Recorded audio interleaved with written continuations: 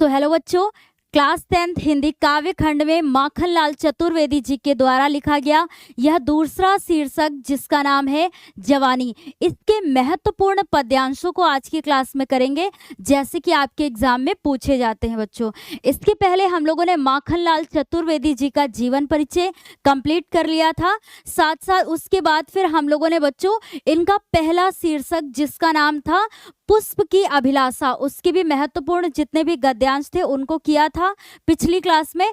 और आज ये माखनलाल चतुर्वेदी जी के द्वारा लिखा गया दूसरा शीर्षक है बच्चों, है ना, जिसका क्या नाम है जवानी, है ना। इस शीर्षक के जितने भी महत्वपूर्ण पद्यांश होंगे उनको आज की क्लास में हम लोग कंप्लीट करेंगे। साथ साथ में बच्चों यह भी देखेंगे कि कैसे आप उसका संदर्भ लिखेंगे, व्याख्या करेंगे। और तीसरा प्रश्न जैसे भी उससे संबंधित आता है कि अलंकार को पहचानिए, या अन्य प्रश्न बनता है कि जो भी पद्यांश से ही संबंधित होता है वो, है ना, तो उन सभी को देखेंगे। पूरा सेम तरीका देखेंगे जैसे कि आपके एग्जाम में पूछा जाता है। तो चलिए अपने क्लास को स्टार्ट करते हैं और देखते हैं इस शीर्षक का हम लोग पहला पद्यांश। पहला पद्यांश क्या है, ऐसे ही आपके एग्जाम में बच्चों आएगा, बस इतना अंतर है कि इसमें आपको कोई भी रेखांकित अंश नहीं दिख रहा है। क्यों? इसका कारण ये है कि बच्चों यहाँ पर आपको पूरे पद्यांश की व्याख्या बताई जाएगी, इस वजह से यहाँ पर कोई भी रेखांकित अंश नहीं है। जब भी आपकी परीक्षा में ये ऐसे पद्यांश आएगा तो उनमें 3 या 4 ज्यादा से ज्यादा 5 लाइन ऐसे क्या होंगी बच्चों, रेखांकित होंगे, उनके नीचे अंडरलाइन जैसा होगा और आपको सिर्फ और सिर्फ उसकी ही व्याख्या करनी होगी। लेकिन आज की इस क्लास में जितने भी हम लोग पद्यांश करेंगे पूरा कंप्लीट अर्थ उनका समझेंगे, है ना, पूरा देखेंगे कैसे क्या अर्थ बन रहा है, कैसे आप संदर्भ लिखेंगे, किस प्रकार से व्याख्या करेंगे। तो रही इस पद्यांश की बात बच्चों, तो आपको दिख रहा है कि 2018 में ये पद्यांश पूछा गया है। तो सबसे पहले हम लोग साथ साथ में जानते चलेंगे कि इनमें जितने भी कठिन शब्द आए हैं उनके अर्थ को भी देखेंगे। पहले देखेंगे कि आखिर इसमें क्या बताया जा रहा है, कवि के द्वारा, माखनलाल चतुर्वेदी जी के द्वारा क्या बताया जा रहा है ना, उसे समझेंगे। फिर संदर्भ, फिर व्याख्या और उसके बाद जो अन्य प्रश्न उसको देखेंगे। प्राण अंतर में लिए पागल जवानी। प्रस्तुत पद्यांश में कवि माखनलाल चतुर्वेदी जी युवाओं को प्रेरित करते हुए कहते हैं कि हे युवकों, तुम्हारी पागल जवानी के अंतर में, अंतर यहाँ पर बोले तो हृदय में, है ना, नवयुवकों के हृदय में उत्साह एवं शक्ति, है ना, के प्राण क्या है, समाहित हैं। मतलब नव युवकों में उत्साह एवं शक्ति, पराक्रम, है ना, रूपी प्राण क्या है बच्चों, समाहित है। पहली लाइन में ऐसा है अर्थ। उसके बाद कहें तो यहाँ पर बोलते हैं कि कौन कहता है कि तू विधवा हुई खो आज पानी। बस एक एक लाइन का अर्थ समझते चलिएगा साथ में, और बिल्कुल ही सरल शब्दों में बच्चों समझेंगे। ऐसे जब भी आप अपने शब्दों में व्याख्या करेंगे आपको कोई भी कठिनाई नहीं होगी, है ना। फिर यहाँ पर कहते हैं माखनलाल चतुर्वेदी जी नवयुवकों को प्रेरित करते हुए कहते हैं कि कौन कहता है कि तू आज, है ना, कौन कहता है कि तू आज अपने अपने पानी का अर्थ यहाँ पर क्या होगा बच्चों, स्वाभिमान, है ना, स्वाभिमान की बात हो रही है, ध्यान में रखिएगा। पानी का मतलब यहाँ पर क्या है, स्वाभिमान। तो सुनिएगा यहाँ पर क्या है कि कौन कहता है कि तू आज अपने स्वाभिमान को खोकर विधवा हो गई है। और यहाँ पर विधवा होने का मतलब यह है बच्चों कि सभी शक्तियों को खो देना, मतलब निरस हो जाना, या बोले तो नीरस हो जाना, है ना, निरस्त होना या नीरस होना। तो इतना बच्चों समझ में आया। इन दूसरी लाइन, ये 2 लाइन का अर्थ कि कौन कहता है कि तू आज अपने स्वाभिमान को खोकर विधवा हो गई है, मतलब अपनी सारी शक्तियों को खो दिया है और तू नीरस हो गए हैं। ठीक है, तो यहाँ पर नवयुवक को प्रेरित करते हुए यहाँ पर माखनलाल चतुर्वेदी जी कहते हैं, उनको जागरूक करते हुए यही चीज कहते हैं कि कौन कहता है कि तुमने अपनी सारी शक्तियों को खो दिया है, तुम्हारे अंदर वो बल है, वो शक्ति है ना। फिर आगे है कि यहाँ पर अपने आप से ऐड करिएगा बच्चों कि बोलिएगा, है ना, जब भी आप अपनी परिभाषा को लिखिएगा तो यहाँ पर ऐड करिएगा कि कवि कहते हैं, कवि माखनलाल चतुर्वेदी जी कहते हैं कि मैं संसार में जिस तरफ भी अपनी नजर घुमाता हूँ, है ना, नजर घुमाता हूँ तो संसार की सभी जो वस्तुएं हैं हमें गतिमान दिखाई देती हैं। कैसे? देखिए, चले यहाँ पर चल रही घड़ियां, घड़ियां मतलब यहाँ पर होगा बच्चों समय। तो वो कहते हैं कि समय चल रहा है, मतलब समय क्या है, गतिमान है। फिर आगे चले नभ के सितारे, और नभ मतलब आकाश के सितारे भी क्या है, गतिशील हैं, वो भी चमक रहे हैं, है ना। चल रही नदियां, और नदियां भी अपने सही मार्ग पर बह रही हैं, मतलब वो भी क्या है, गतिशील है। फिर आगे है चले हिमखंड प्यारे, हिमखंड, हिम मतलब क्या होता है बच्चों, बर्फ, खंड मतलब होता है टुकड़े। तो यहाँ पर कहने का मतलब है कि पर्वतों या पहाड़ों के जो बर्फ के टुकड़े हैं वो भी क्या है, गतिशील है, मतलब वो भी लगातार बराबर अपनी क्रिया कर रहे हैं। चल रही हैं सांस, और मनुष्यों की सांसें भी लगातार चल रही हैं। यहाँ इतना समझ में आया बच्चों, है ना। फिर तू ठहर जाए, फिर तू क्यों ठहरा हुआ है। नवयुवक से माखनलाल चतुर्वेदी जी यानी कवि कहते हैं कि फिर तू क्यों ठहरा हुआ है, कि समय चल रहा है, नदियां गतिशील हैं, मनुष्यों की सांसें भी चल रही हैं, पर्वत पर बर्फ के टुकड़े भी लगातार क्या है, गतिशील है, तो तू क्यों ठहरा हुआ है ना, किस वजह से तू ठहरा हुआ है। 2 सदी पीछे की तेरी लहर जाए, यहां पर कहने का मतलब है बच्चों कि अगर तू रुक गया तो तुम्हारे जो विकास की लहर है वो क्या हो जाएगी बच्चों, 2 सदी पीछे हो जाएगी, मतलब जो देश का विकास है वो 2 सदी पीछे हो जाएगा अगर तू रुक गया। नवयुवक से कहते हैं कि अगर तू रुक गया तो तुम्हारी जो विकास की लहर है वो 2 सदी पीछे हो जाएगी। इतना समझ में आया बच्चों, बहुत आसान शब्दों से समझेंगे ताकि अगर कभी भी आपने नहीं पढ़ा है और आपको ये देख के डर लगता है कि कैसे हम तैयार करेंगे अपनी परीक्षा के लिए या कैसे समझेंगे तो अपने शब्दों में व्याख्या करेंगे, बहुत आसान है बच्चों, बस एक बार सुनिएगा फिर अपने शब्दों में प्रयास करिएगा व्याख्या लिखने का। अब आगे लाइन में क्या है, पहन ले नर मुंड माला, उठ स्वमुंड सुमेरु कर ले। यहाँ पर सुनिए, जब कवि संबोधित करते हुए कहते हैं नवयुवकों को, है ना, कि तू क्यों ठहरा हुआ है, तुम्हें अगर तू रुक जाएगा तो तू जो है विकास की लहर से 200 सदी या बोले तो 2 सदी, 2 सदी का मतलब क्या होता है बच्चों, 200 वर्ष पीछे, है ना। यहाँ पर 2 सदी पीछे का मतलब 200 वर्ष पीछे की बात हो रही है, तो कहता है कि तू इतना पीछे हो जाएगा, इसीलिए उठ मतलब उठ कर खड़ा हो और नर मुंड माला को धारण कर ले, मतलब दुर्गा के समान नर मुंड माला को धारण कर ले। जैसे आपने देखा है ना कि माँ दुर्गा कैसे नर मुंड मतलब मनुष्यों के मुंड मतलब सिर की बनी हुई माला को धारण करती हैं, वैसे ही यहाँ पर कवि संबोधित करते हुए कहते हैं कि तू उठ और दुर्गा के समान नर मुंड माला को धारण कर ले, मतलब पहन ले,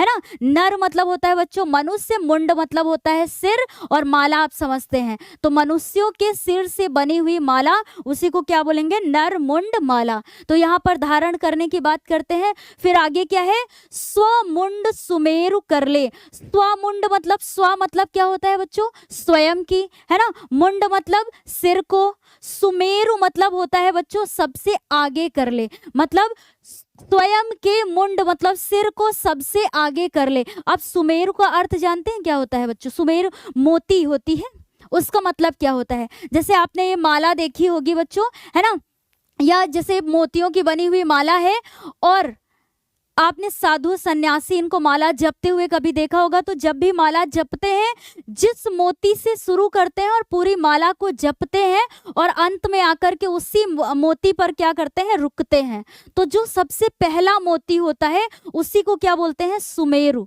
मोती, है ना। तो यहाँ पर सुमेरु का मतलब समझ में आया कि तो नर मुंड माला धारण कर ले और स्वयं को बलिदान में क्या कर ले, सुमेरु कर ले, मतलब सबसे आगे कर ले। इतना समझ में आया।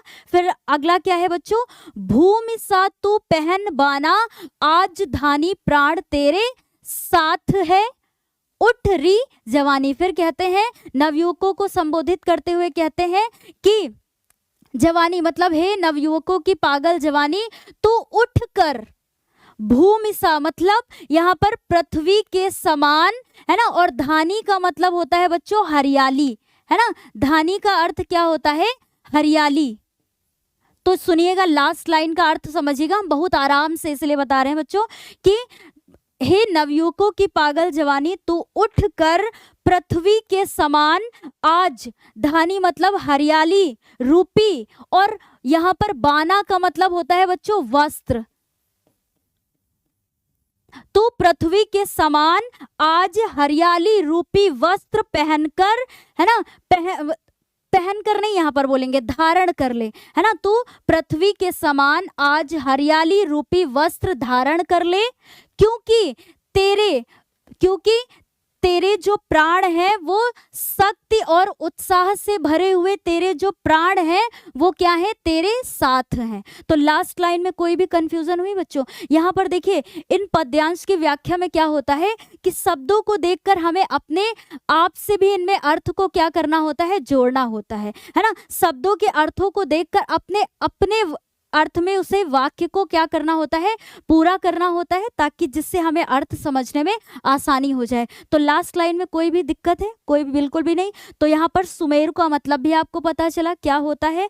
धानी मतलब होता है हरियाली बच्चों, है ना। बाना मतलब होता है वस्त्र, और यहाँ पर स्वाभिमान, यहाँ पर जो पानी शब्द आया है इसका अर्थ क्या है, स्वाभिमान। अभी अगर आपको कोई भी कंफ्यूजन है तो अभी हम लोग व्याख्या देखते हैं इसकी। व्याख्या में आपको कोई भी व्याख्या देख करके कोई भी कंफ्यूजन नहीं रह जाएगी, इसलिए अभी व्याख्या देखेंगे, उसको भी देखिएगा एक बार, और फिर आप अपने शब्दों में लिखने का प्रयास करिएगा। पहले संदर्भ की बात कर लेते हैं कि जब भी पद्यांश होगा तो उसका संदर्भ कैसे करेंगे आप, है ना। प्रस्तुत पद्यांश हमारी पाठ्य पुस्तक के काव्य खंड के जवानी शीर्षक से क्या है, उद्गृत है। और ये किसके द्वारा लिखा गया है बच्चों? माखनलाल चतुर्वेदी जी के द्वारा रचित है ये शीर्षक। ये 8वां चैप्टर है बच्चों आपकी पुस्तक में, है ना। इसका जो पहला शीर्षक था पुष्प की अभिलाषा हम लोगों ने कंप्लीट कर लिया था, ये दूसरा शीर्षक है। अब इसकी व्याख्या की बात कर लेते हैं, पूरी व्याख्या एक बार सुनिएगा, फिर से समझने का प्रयास करिएगा, जितने भी आपकी कंफ्यूजन होगी वो अभी दूर होगी, ठीक है। कवि देश के युवा वर्ग को प्रेरित करते हुए कहते हैं कि हे युवा वर्ग, तुम अपने अंदर असीम उत्साह, शक्ति और सजीव सकारात्मक प्राण तत्व को समेटे हुए हो।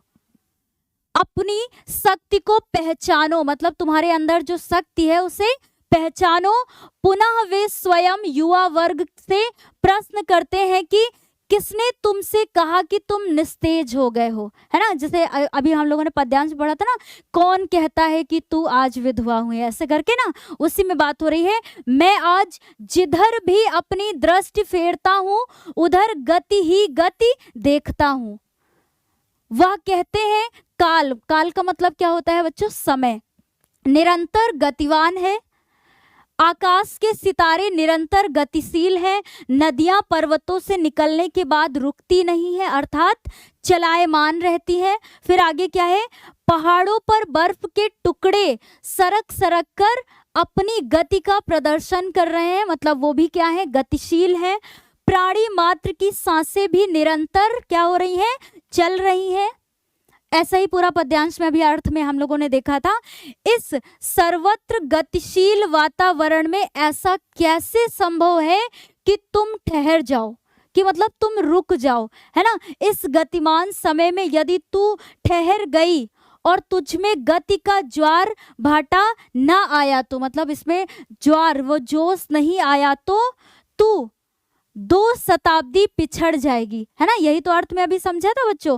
समय बीत जाने पर जब तुझ में तरंगे उठेंगी तो उन तरंगों में 2 शताब्दी पीछे वाली गति होगी, मतलब क्या होगा कि तुम पीछे हो जाओगे अगर अभी नहीं जगे तो। कवि कहता है कि हे नवयुवकों की जवानी, तू उठ और दुर्गा की भांति मनुष्यों के मुंडों की माला पहन ले, है ना। नर मुंड माला धारण कर, हम लोगों ने अभी अर्थ में देखा था। नर मुंडों की इस माला में अपने सिर को सुमेरु बना, अर्थात बलिदान के क्षेत्र में सबसे ऊपर रहे, है ना। यह कहते हैं कि यदि समर्पण की स्थिति आ जाए तो तुम देश के लिए खुद को समर्पित भी कर दो। पीछे मत हटो, जैसे पृथ्वी हरे धानों की हरियाली से जीवंत हो उठती है, है ना, मतलब सजीव हो जाती है, वैसे ही युवा भी उत्साह से भरकर अपने नियत कार्य को करे, यहाँ पर संबोधित करते हुए कहते हैं। अब अगला प्रश्न क्या है बच्चों, व्याख्या में देखिए हम लोगों ने देखा कि जैसे अगर आपको एक बार पद्यांश समझ में आया, जितने भी कठिन शब्द हैं उनका अर्थ समझ में आया, तो एक बार व्याख्या को पढ़ने के बाद आप अपने शब्दों में लिखने का प्रयास करिए। ये बिल्कुल ना सोचिए कि जितना यहाँ पे ऐसे मैम ने बताया तो इसको रटे और फिर करके लिखें, ऐसा कुछ ना करिए, बस समझिए, समझने के बाद अपने शब्दों में प्रयास करिए एक बार लिखने का। अगला जो प्रश्न बनेगा बच्चों क्या है, उपयुक्त पद्यांश में कौन सा अलंकार है, कौन सा अलंकार है जो अभी हम लोगों ने पद्यांश देखा, कौन कहता है तेरी लहर और स्वमुंड सुमेरु, मतलब ये यहाँ पर तीन, जैसे कौन कहता में तेरी लहर स्वमुंड सुमेरु और पहन बाना, ये शब्द आए हुए थे बच्चों अभी पद्यांश में, है ना। में क्रमशः का किस में है बच्चों, कौन कहता में देखिए क, और तेरी लहर में रा, है ना, उसके बाद स्वमुंड और सुमेरु में माँ, उसके बाद बात करें तो बच्चों ना, है ना, पहन बाना में ना वर्ण की पुनरावृत्ति हुई है, मतलब ये यहाँ पर अक्षर जो है बार बार आए हैं, इस वजह से यहाँ पर कौन सा अलंकार है बच्चों, अनुप्रास अलंकार है। तो कोई भी समस्या नहीं पहले पद्यांश में। आगे बढ़ते हैं हम लोग, अगला पद्यांश देखते हैं आखिर कौन सा है।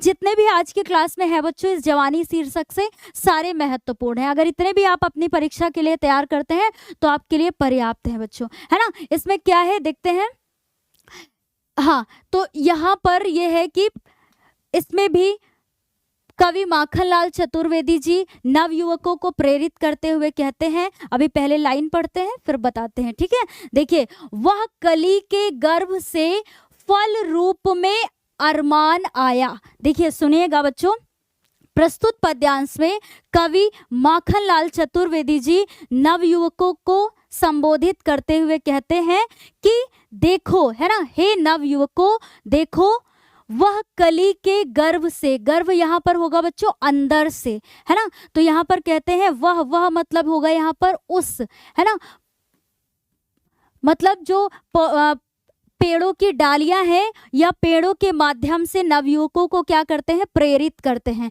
कैसे, अभी इसमें पूरा देखेंगे तो समझ में आएगा कि उस कली के अंदर से फल रूप में, अरमान का मतलब होगा बच्चों यहाँ पर संकल्प प्रदर्शित हो रहा है ना, उस कली के अंदर से फल के रूप में संकल्प प्रदर्शित हो रहा है। ऐसे ही मनुष्य मतलब नवयुवकों में भी बलिदान का संकल्प प्रदर्शित होना चाहिए। कैसे, अभी आगे बात करते हैं। देखिए, देख तो मीठा इरादा किस तरह सिर तान आया, यहाँ पर बात हो रही है कि जरा देखो तो उस कली का मीठा मतलब पवित्र इरादा जो है, मतलब संकल्प किस तरीके से अपने स्वाभिमान के साथ प्रदर्शित हो रहा है। सिताना मतलब क्या होगा बच्चों, स्वाभिमान के साथ प्रदर्शित हो रहा है। डालियों ने भूमि रुख लटका दिए फल देख आली। सुनिएगा बच्चों, आली का मतलब क्या होता है यहाँ पर, सखी।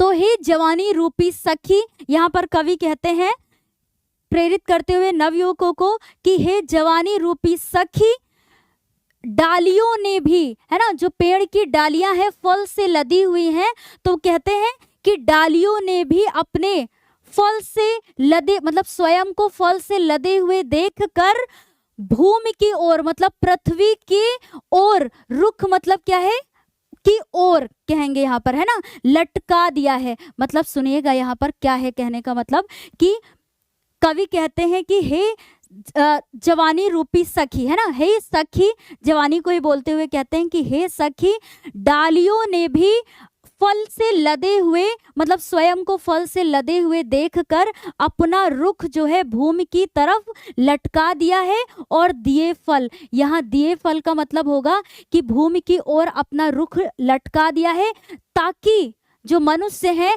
आसानी से उनके फल को तोड़ सके। तो ऐसे इसके माध्यम से वो उन्हें प्रेरित करते हैं कि कैसे जो डालियां हैं उन्होंने जब स्वयं को देखा कि वो फल से लदी हुई है तो उन्होंने पृथ्वी की ओर अपने रुख को लटका दिया है ताकि आसानी से मनुष्य उससे फल तोड़ सके, है ना।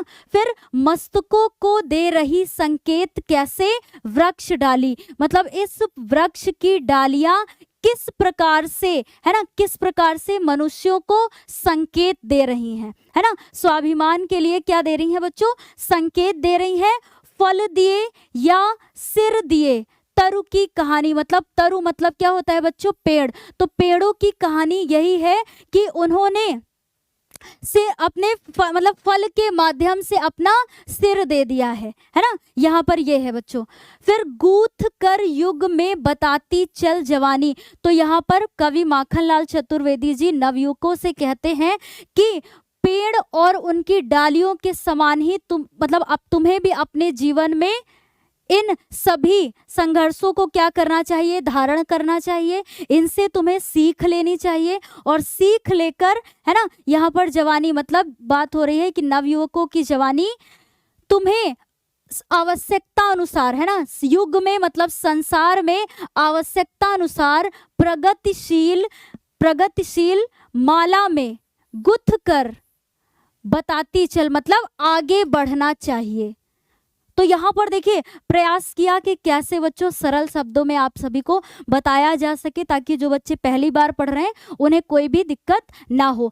अभी एक बार इसको सुनिएगा, सुनने के बाद अभी इसी की व्याख्या हम लोग आगे देखते हैं। उसको एक बार सुनिएगा तो आपकी कोई भी कंफ्यूजन नहीं रह जाएगी। तो हम लोग देखते हैं बच्चों इसमें पहले संदर्भ। संदर्भ सभी का सेम होगा क्योंकि हमारा शीर्षक वही है बच्चों, है ना, और कवि जिसके द्वारा रचा गया है वो भी क्या है, माखनलाल चतुर्वेदी जी हैं।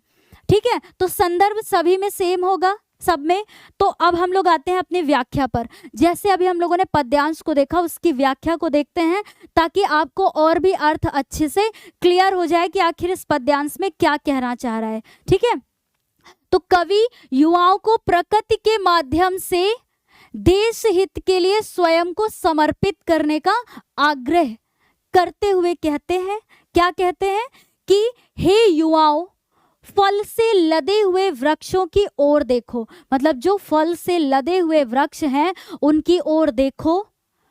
फिर जो कि पृथ्वी की ओर अपना सिर झुकाए हुए हैं, मतलब अपने आप को पृथ्वी की ओर झुकाए हुए हैं।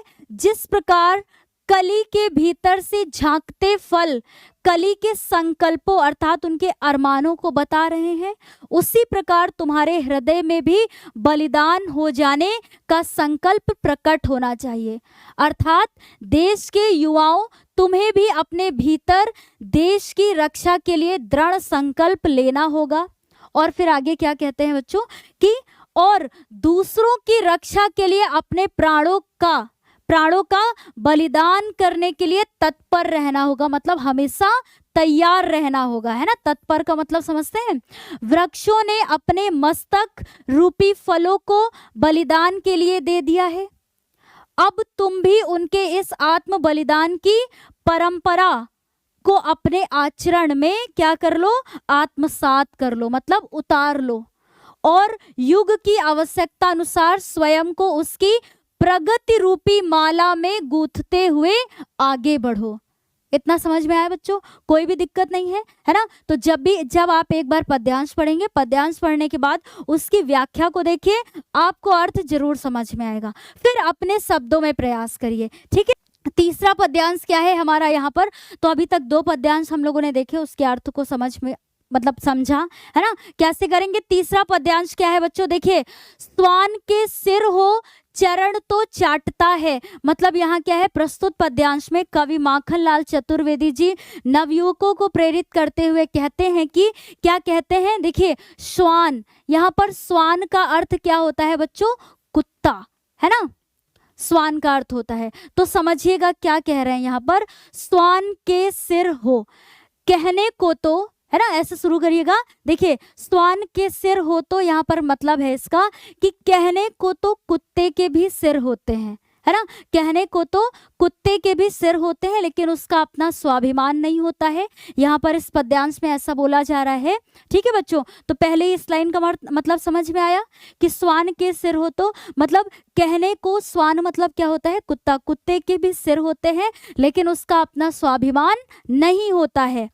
चरण तो चाटता है, मतलब क्योंकि वह अपनी भूख मिटाने के लिए अपने मालिक के चरण मतलब पैरों को चाटता है, मतलब उसकी क्या करता है, चाटुकारिता करता है। और चाटुकारिता का अर्थ मतलब क्या होता है बच्चों, कि किसी को खुश करने के लिए उसकी गुलामी करना, तो ये होता है चाटुकारिता। ठीक है, तो पहली लाइन का मतलब समझ में आया, कोई भी यहाँ पर दिक्कत नहीं है कि कहने को तो कुत्तों के भी सिर होते हैं लेकिन उनका अपना स्वाभिमान नहीं होता है।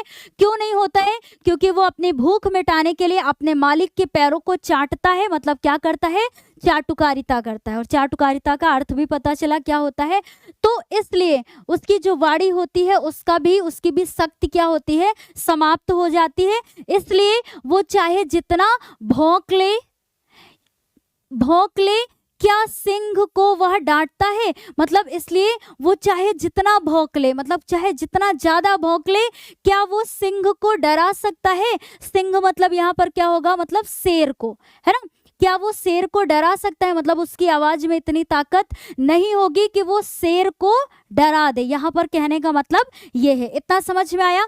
फिर क्या है बच्चों, रोटियां खाई की साहस खा चुका, मतलब उसने गुलामी के कारण क्या की बच्चों, रोटियां खाई।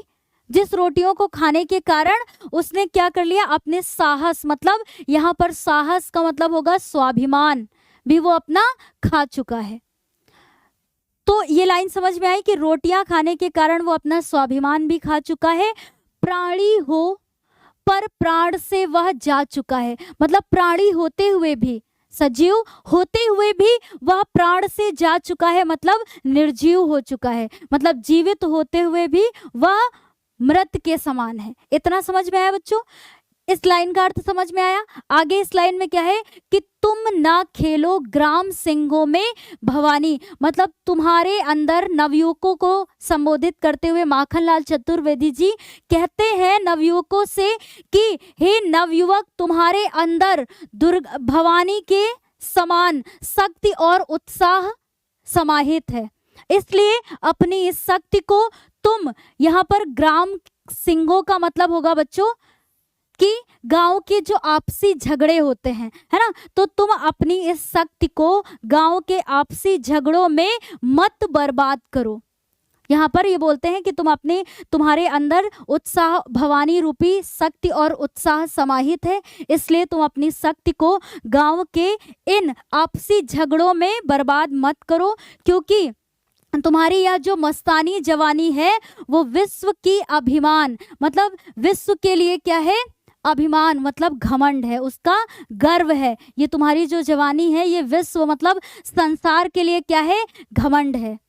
ठीक है, घमंड या कह सकते हैं गौरव की बात है, ऐसे बोल सकते हैं। ठीक है बच्चों, तो अपने सरल शब्दों में पहले हम लोगों ने इसके अर्थ को समझा, अब व्याख्या देखेंगे तो आपको और भी दिक्कत नहीं होगी। व्याख्या में क्या है बच्चों, व्याख्या से पहले संदर्भ, आप यही तरीका लिखेंगे अपनी परीक्षा में। ठीक है बच्चों, लेकिन सभी का संदर्भ सेम होगा क्योंकि वही हमारा शीर्षक भी है और इसके कवि भी माखनलाल चतुर्वेदी जी हैं। अब व्याख्या पर आते हैं।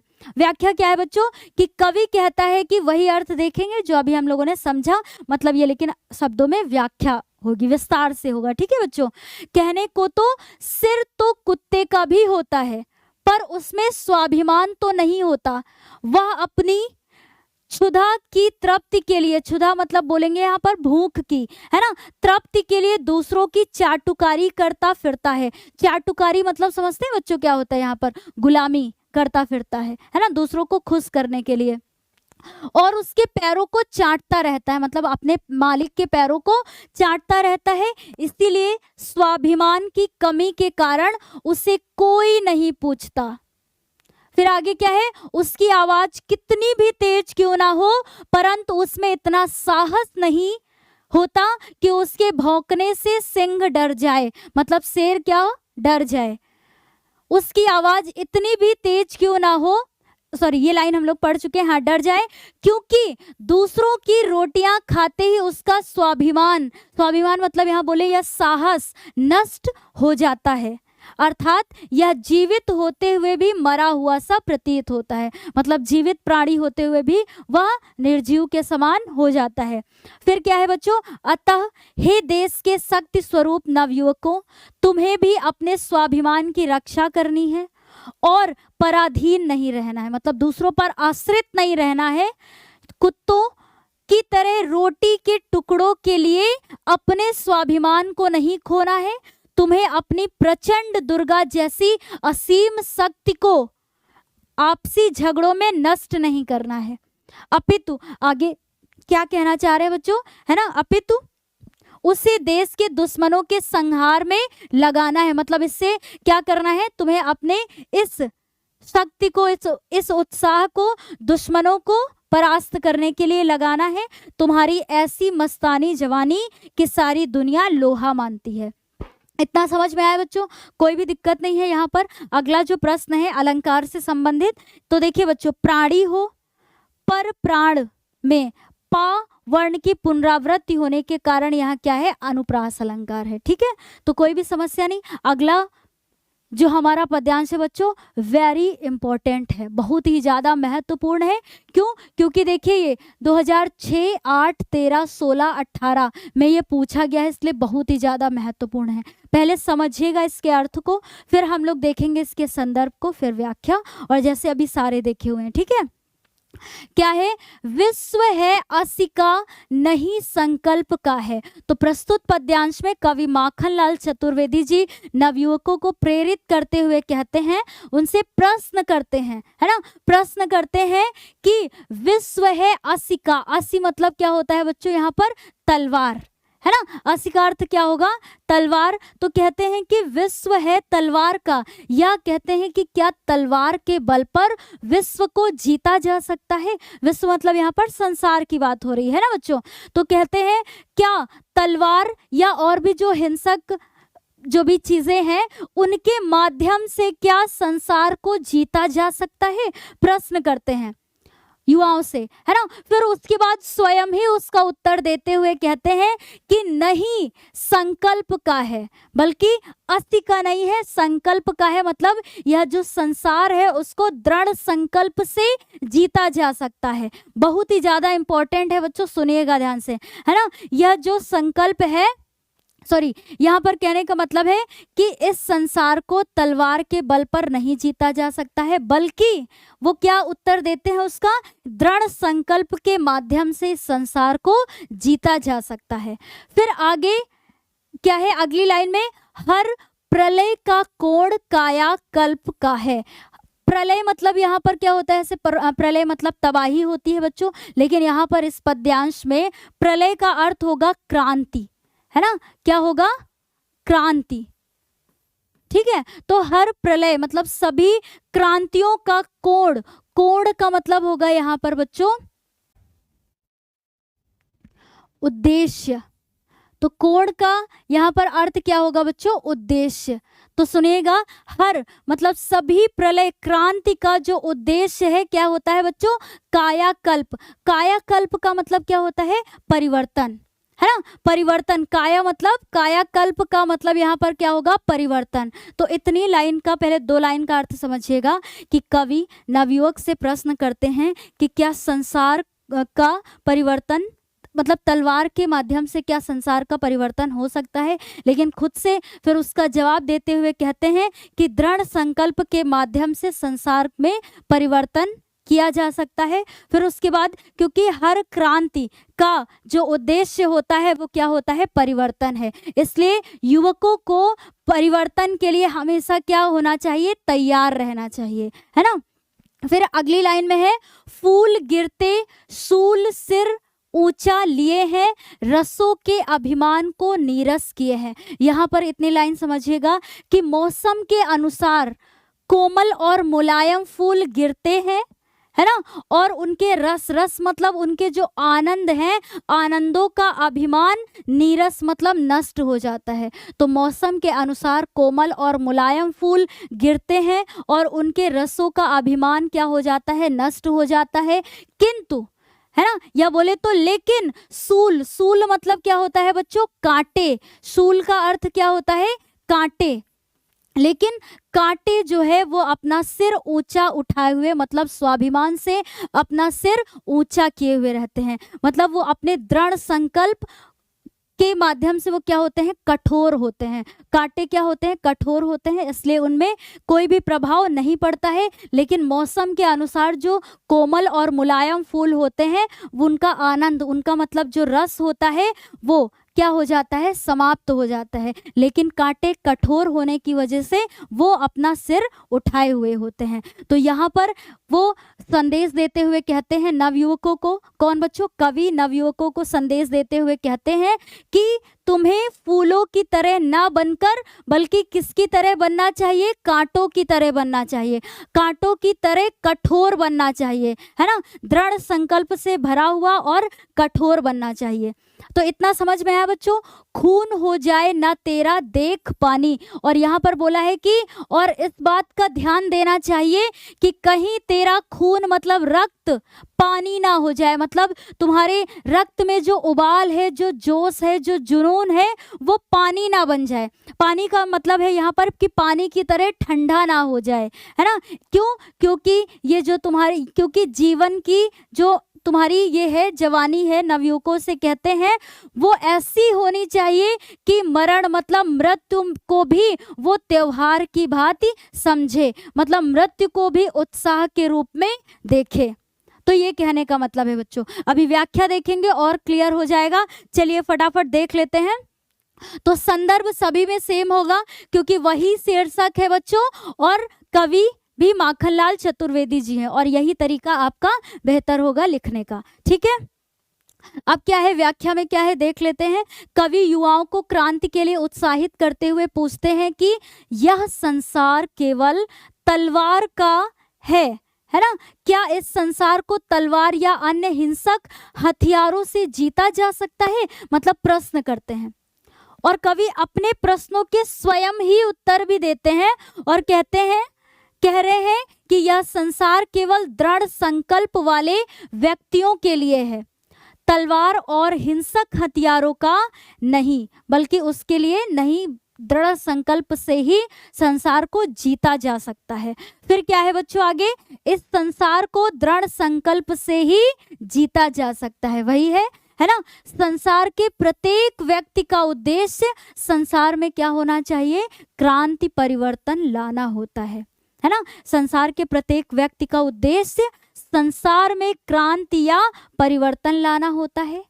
इसी प्रकार युवा वर्ग मतलब जो नवयुवक है, यदि किसी बात के लिए संकल्प कर ले, तो ऐसा मान ले कि वो इन्हें करना है, तो क्रांति आ सकती है एवं परिवर्तन प्रारंभ हो सकता है। अतः युवाओं को अपने संकल्प से क्रांति के लिए आगे आना चाहिए।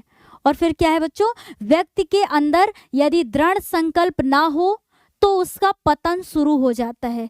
कोमल पुष्प हया के हल्के, यहाँ पर हया नहीं होगा बच्चों, वही तो मैं सोचूं कि ये क्या है, हवा होगा, ठीक है बच्चों, मैं साफ से सही से कर देती हूँ। यहाँ पर क्या होगा, मिस प्रिंट हो गया है, हवा होगा, ठीक है।